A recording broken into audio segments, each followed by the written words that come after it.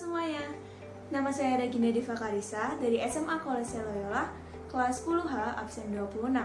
Pada kesempatan kali ini, aku akan menjelaskan tentang bagaimana Islam bisa menyebar di Jawa dan beberapa kerajaan-kerajaan Islam yang ada di Jawa.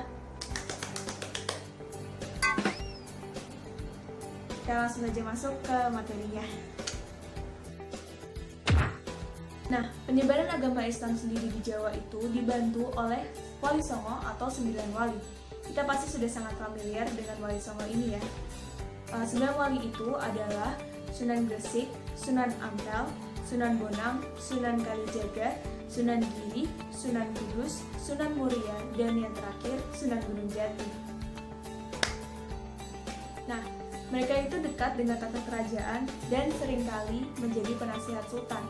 Mereka menggunakan budaya-budaya yang ada di Jawa dan mencampurkannya dengan agama Islam sehingga kita, masyarakat Jawa, lebih mudah menerima agama Islam daripada kebudayaan-kebudayaan yang lain. Jadi, dalam penyebaran agama Islam, sudah pasti ada kerajaan yang menganut agama tersebut sekaligus membantu penyebarannya di Pulau Jawa ini. Sekarang kita akan bahas beberapa, kita masuk ke kerajaan yang pertama. Kerajaan Demak. Pada masa kejayaan atau kekuasaan Majapahit itu, agama Islam sudah mulai menyebar di Pulau Jawa. Dan Sunan Ampel bisa menyebarkan agama Islam di daerah-daerah yang sekarang disebut Surabaya. Jadi, kenapa Sunan Ampel bisa menyebarkan agama Islam dengan mudah?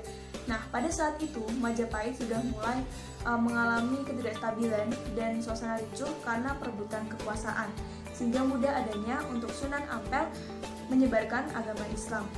Nah, keadaan Majapahit yang sedang tidak stabil dimanfaatkan oleh Wali Songo untuk membentuk sebuah kerajaan Islam yang secara politis dan sosial dapat mengembangkan agama Islam di Jawa. Dan pembentukan kerajaan ini dibantu oleh keturunan terakhir dari kerajaan Majapahit, yaitu Raden Patah. Nah, Raden Patah merupakan murid dari Sunan Ampel dan merupakan keturunan serta raja terakhir dari keluarga kerajaan Majapahit. Ia melanjutkan estafet kekuasaan Majapahit dengan mendirikan kerajaan Demak pada akhir abad ke-15 dibantu oleh Wali Songo dan menjadi kerajaan Islam serta raja Islam pertama yang ada di Pulau Jawa. Di bawah pemerintahan Raden Patah, kerajaan Demak itu berkembang pesat, juga tumbuh menjadi kerajaan maritim karena letaknya strategis berada di jalur perdagangan Maluku dan Malaka. Tumbuh sebagai pusat perdagangan, Demak juga tumbuh menjadi pusat penyebaran agama Islam. Kita masuk ke kerajaan yang kedua. Jadi kerajaan kedua adalah Kerajaan Mataram. Setelah kerajaan Demak berakhir, berkembanglah kerajaan Pajang di bawah pemerintahan Sultan Haji Wijaya. Setelah Sultan Haji Wijaya wafat, Sutawijaya yang menggantikan Ki Gede Pemanahan itu semakin menguatkan kekuasaannya sehingga akhirnya Istana Pajang pun jatuh ke tangannya. Sutawijaya segera memindahkan pusaka kerajaan Pajang ke Mataram dan menjadi raja pertama kerajaan Mataram. Nah, meski begitu, Mataram mencapai zaman keemasannya itu pada pemerintahan Sultan Agung. Dalam bidang politik pemerintahan, Sultan Agung itu berhasil memperluas wilayah Mataram ke berbagai daerah. Sultan Agung juga dapat menguasai dan mempersatukan berbagai daerah di Jawa dan juga berusaha untuk mengusir penjajah atau VOC pada masa itu untuk melindungi rakyatnya. Mataram menjadi kerajaan agraris yang berkembang pesat dalam bidang pertanian. Berkatnya, di abad ke-17, Jawa itu benar-benar jadi lumbung padi. Maksudnya menjadi penghasil padi yang besar di Indonesia. Pemerintahan Sultan Agung berakhir saat ia wafat pada tahun 1664 dan dimakamkan di Bukit Imogiri. Dia digantikan oleh putranya Sultan Amangkurat I. Tapi berbeda dengan Sultan Agung, Sultan Amangkurat I ini cenderung berpikiran sempit, dianggap lemah, dan sering melakukan tindakan-tindakan yang kejam.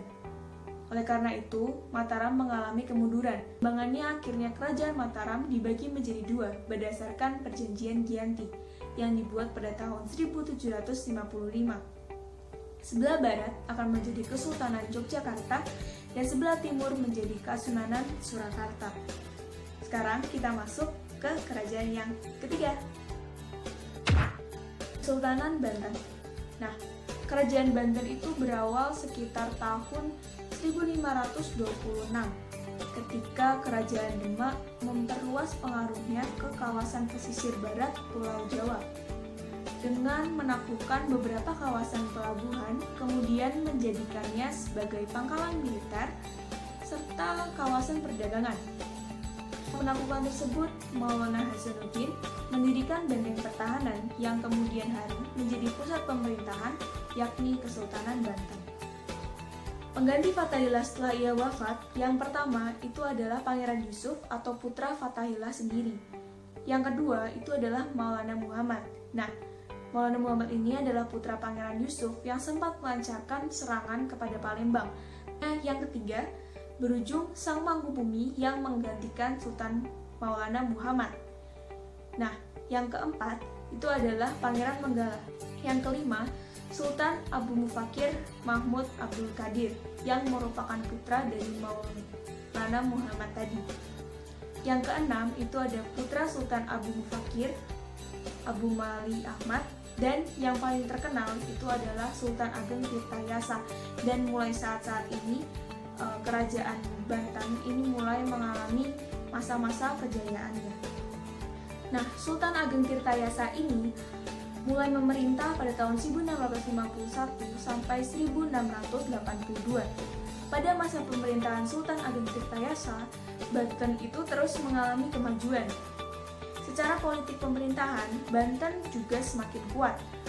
Perluasan wilayah kekuasaan itu terus-menerus dilakukan, bahkan sampai ke daerah yang pernah dikuasai oleh kerajaan Pajajaran. Tetapi sayangnya, ini adalah mulai awal-awal dari keruntuhan kerajaan Banten. Pada masa akhir pemerintahan Sultan Ageng Tirtayasa, timbul konflik di dalam istana.